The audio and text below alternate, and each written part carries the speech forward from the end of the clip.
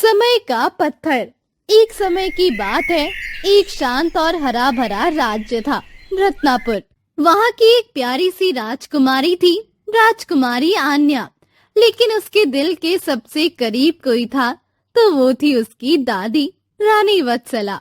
रानी वत्सला ने आन्या को बचपन से कहानियां सुनाई थी और उसकी हर छोटी बड़ी बात समझी थी। लेकिन एक दिन रानी वत्सला ने अपनी अंतिम सांस ली। आन्या का चेहरा मुस्कुराना भूल गया। दादी के कमरे की सफाई हो रही थी। आन्या उस कमरे में गई। उसे नजर आता है एक पुराना सा लाल रंग का पत्थर जो कभी पहले आन्या ने नहीं देखा था।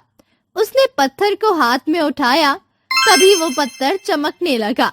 घड़ी की सुइयां उल्टी दिशा में चलने लगी। ये क्या हो रहा है? सब थम जाता है। महल वैसा ही था, लेकिन एक अलग खुशी का एहसास था, वही बचपन वाला। मैं पीछे आ गई हूँ। ये दादी का समय है। दादी कमरे में आती है। आन्या, तुम यहाँ कैसे? आन्या भागकर उनके गले लग गई। मैं आपको फिर से देखना चाहती थी। आपके बिना सब सूना सूना लगता है दादी। बच्ची, समय में लौटना आसान तो है, पर समय को बदलना ये आसान नहीं है। पर मैं सिर्फ आपसे मिलने आई हूँ।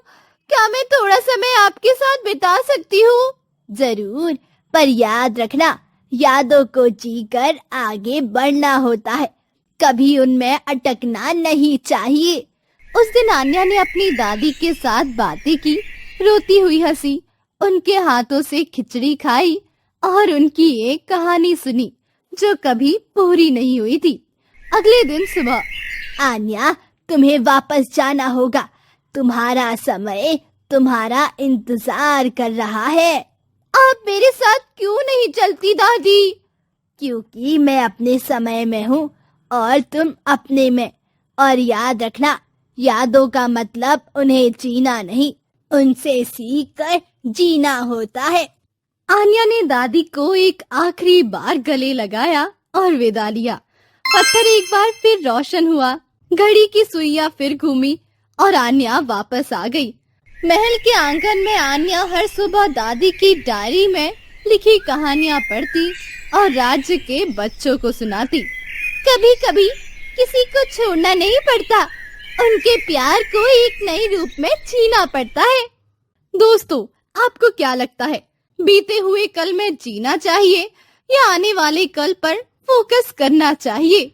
इसका आंसर कमेंट में आप जरूर दीजिएगा।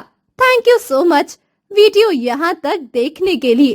Please like, comment, share and subscribe to Hindi tales. हम फिर मिलते हैं नेक्स्ट वीडियो में। Bye bye.